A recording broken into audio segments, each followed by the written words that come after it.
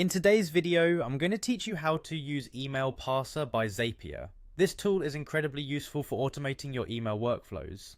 To get started, first navigate to the Zapier website.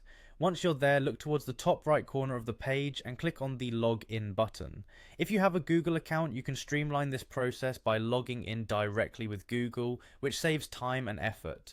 Once logged in, you'll find yourself on the Zapier dashboard. To create a new automation, commonly referred to as a Zap, locate and click on the Create button. This action brings you to a new page where you'll start piecing together your automation.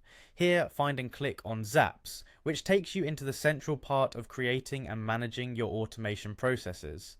Next, you'll want to set up the trigger for your automation. Click on the Trigger button.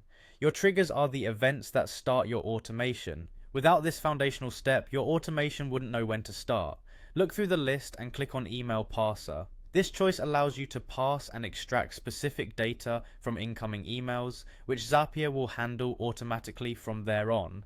After choosing Email Parser, you'll need to specify an event.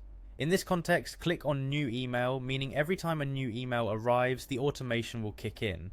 Before proceeding, ensure that you're signed into the correct account. So, click to sign in on your account.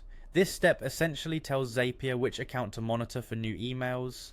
Once the trigger part is set up, it's time to test it. Click on Test to ensure that everything is functioning properly.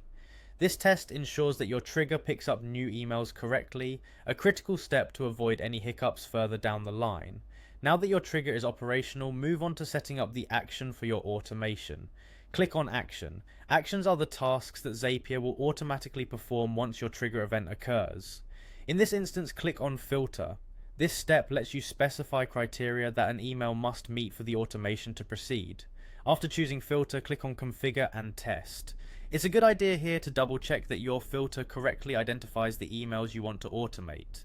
This configuration ensures that once an email matches your specified criteria, the automation continues flawlessly. Finally, when you're confident that your automation is configured correctly, click on Publish. Publishing your automation makes it live, enabling it to automatically perform its task from now on without any manual intervention. Congratulations, you've now successfully set up an email parser in Zapier. This powerful tool will help streamline your workflow and enhance productivity by handling repetitive tasks automatically. Thank you for watching, and be sure to stay tuned for more helpful tutorials.